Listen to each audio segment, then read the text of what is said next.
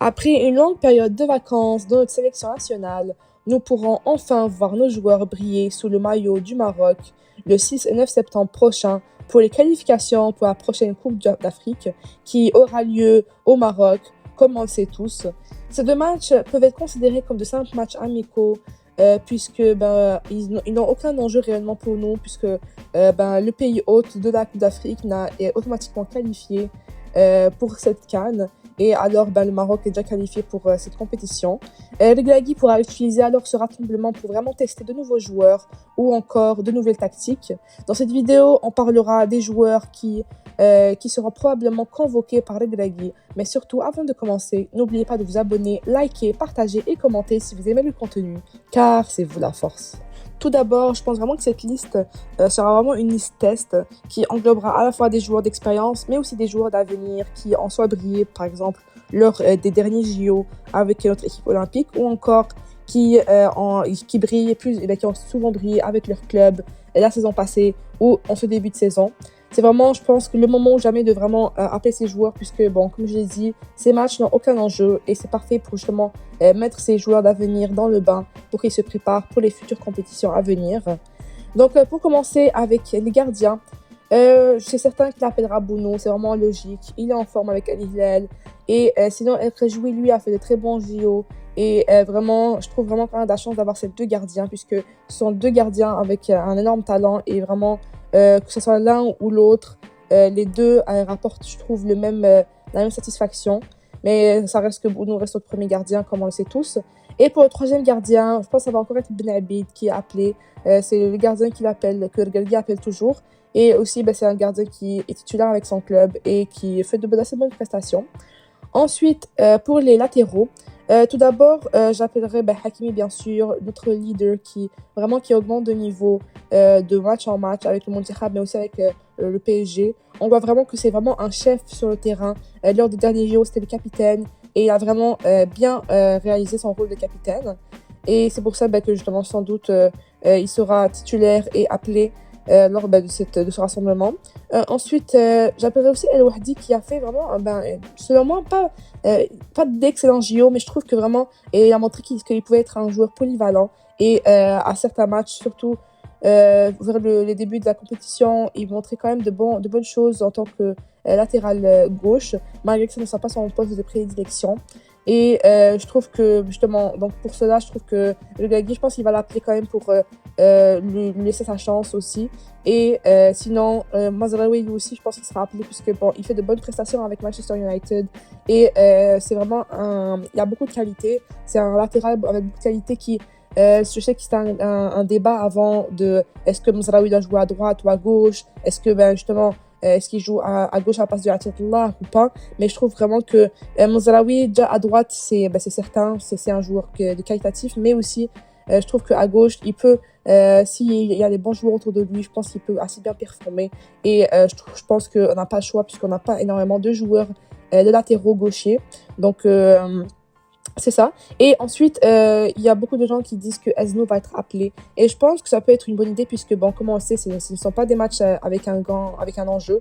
Et Ezno pourrait être appelé juste pour vraiment voir de quoi il est capable, le mettre dans le bain lui aussi. Il est quand même assez jeune, mais quand même, il est jeune mais très talentueux et il joue déjà avec l'équipe A du Bayern de Munich. Et sinon, je pense il y avait aussi Atiyatullah qui aurait pu être appelé ou bien Sibi, mais je pense que ces joueurs, on devrait peut-être les mettre de côté pour l'instant.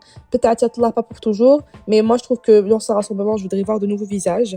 Donc pourquoi pas justement appeler des jeunes comme El Wahdi et Ezno à la place de joueurs comme Atiyatullah. Maintenant, pour la défense centrale, je trouve qu'on aura un peu de difficulté, je trouve, à vraiment appeler des joueurs qualitatifs lors de ce rassemblement, puisque on a quand même des blessés, on a quand même des incertitudes et tout, comme par exemple Agred pour moi, c'était le patron de la défense centrale, mais en ce moment il y a des rumeurs que soit il est blessé, que à ce qui paraît justement West Ham ne veut plus de lui, qu'il il manque de forme énormément, et je pense qu'il faut vraiment que ça se règle au plus vite pour que vraiment Agred, notre défenseur, notre chef de la défense comme je l'ai dit, reste en forme, puisque c'est vraiment un très bon défenseur selon moi.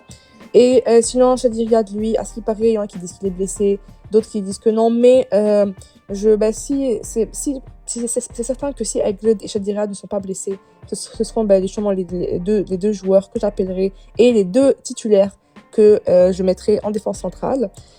Ensuite, il y a Nakash qui a fait d'assez bons JO. Je trouve que vraiment, il a montré de quoi il était capable. Et je trouve qu'on devrait peut-être lui donner sa chance peut-être avec le Mondial, surtout pendant ce rassemblement. Et vu que c'est un joueur de Botola et tout, donc ça mettrait quand même en avant nos joueurs dans le championnat au Maroc. Et sinon, il y a Abkar qui est souvent appelé avec, justement, avec le Mondial. Lors de match qu'il avait joué en tant que titulaire, il n'avait pas vraiment montré quelque chose de positif, mais je pense que il monte en puissance, il monte en qualité surtout avec son club. Donc pourquoi pas le voir lors de ce rassemblement, surtout que là on a quand même beaucoup d'incertains en défense centrale. Et finalement, j'appelais Boukamil qui lui est un jeune joueur, il n'est pas forcément excellent, pas forcément le joueur parfait qu'on mettrait titulaire dès son premier match et tout, mais je trouve qu'il a beaucoup de qualité et que vraiment en gagnant en expérience, je pense qu'il pourrait vraiment proposer de très belles choses. Donc, pour le milieu du terrain, c'est certain que le Marabout va être présent pendant ce rassemblement puisque c'est vraiment un élément très important à l'équipe. Et Richardson aussi qui a vraiment montré de très très belles choses lors de ses JO et qui a choqué plusieurs personnes. Aussi, Telralin aussi a montré vraiment de très belles choses et je trouve vraiment qu'il faudrait lui laisser sa chance lui aussi. El Khenos, lui, c'est assez une certitude qu'il sera appelé puisque il est appelé et réappelé comme plusieurs autres joueurs par le Glagui et je trouve que c'est un joueur qui a montré vraiment sa importance lors des JO lui aussi. Et ensuite, Onahi, lui, a un peu moins de minutes de jeu, un peu moins de forme avec son club. Et malgré ça, à chaque fois qu'on l'appelle, il montre vraiment de belles choses et il montre vraiment qu'il est très important à l'équipe. Donc, je pense que qui sera appelé. D'autres disent que peut-être Harit devrait être appelé, mais je préfère vraiment Harit, lui, on sait de quoi il est capable. On sait qu'à chaque fois qu'on l'appelle avec le Mondial et tout, il n'est pas décisif, il rentre. Parfois, il fait de belles choses, parfois, il fait n'importe quoi avec le ballon et tout. Donc, je préfère appeler vraiment des joueurs de jeunesse qui vraiment, comme par exemple Richardson ou encore Telralin et El Khenos, que vraiment Harit, dont on sait déjà de quoi il est capable. Donc pour les élites, pour ce rassemblement, je trouve vraiment qu'on a beaucoup de choix, beaucoup de joueurs qu'on pourrait appeler, qui mériteraient autant les uns que les autres. Tout d'abord, Ziyech, lui, c'est un joueur, on va dire, d'expérience et tout, qui est appelé, qui montre de quoi il est capable. Il nous a montré ses limites, mais il reste un joueur important à l'équipe. Ensuite, il y a Ben Serel qui lui a vraiment prouvé lors des derniers rassemblements et peut-être un peu moins au JO. Je trouve que peut-être il se sentait moins peut-être à sa place, il était moins habitué à l'équipe, mais je trouve qu'il s'est quand même beaucoup plus vite adapté lors des rassemblements avec le Mondial, lors des premiers, dès qu'il s'est fait appeler, dès qu'il a joué, dès qu'il a eu ses premières minutes de jeu, il s'est vraiment vite adapté et a montré de quoi il était capable. Ensuite, il y a Brahim Diaz qui, lui, bien sûr, c'est très logique de l'appeler avec le Real Madrid et malgré qu'il ne soit pas titulaire indiscutable, quand il rentre, vraiment c'est un super sub quand il rentre, il réussit à être décisif. Lors de son dernier match, il a marqué et a fait une passe décisive et vraiment je trouve qu'en continuant comme ça, je pense qu'il gagnera petit à petit une place de titulaire avec le Real.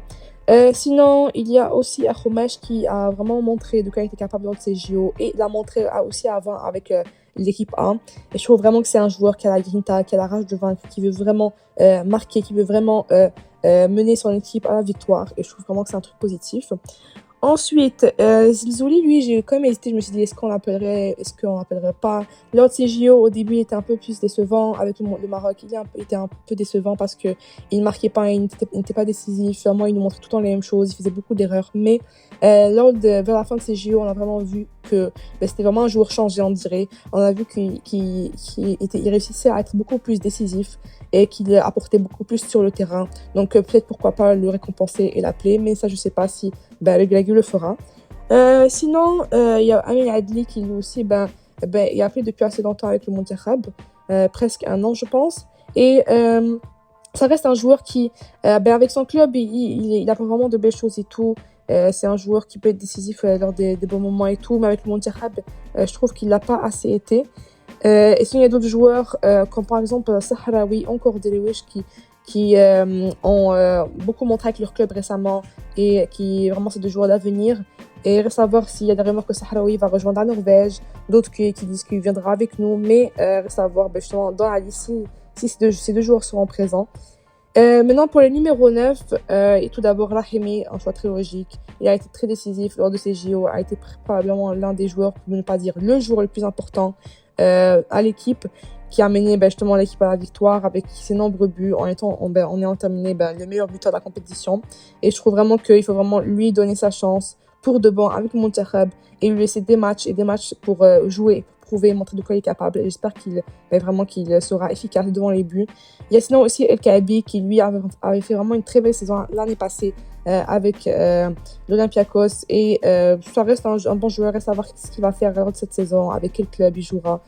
Et sinon, finalement, peut-être certains auraient dit, ouais, on appellerait Nasseri, mais moi je trouve que non, Nasseri doit rester avec son club, pour se préparer, vraiment préparer sa saison, puisque c'est quand même, il a rejoint le Fenerbahçe, et c'est un nouveau championnat pour lui, un nouveau club, et je trouve qu'on devrait peut-être laisser la chance à un joueur qu'on n'a pas encore vu avec le Monterrey, et qui quand même beaucoup parle de lui, et qui peut peut-être nous montrer que vraiment il est capable de décisif lui aussi. C'est Lozani qui a quand même l'année passée, il était, on va dire, assez bon. Il a fait plusieurs matchs avec l'équipe olympique, et je pense que pour ces JO, son club n'avait pas libéré, je pense.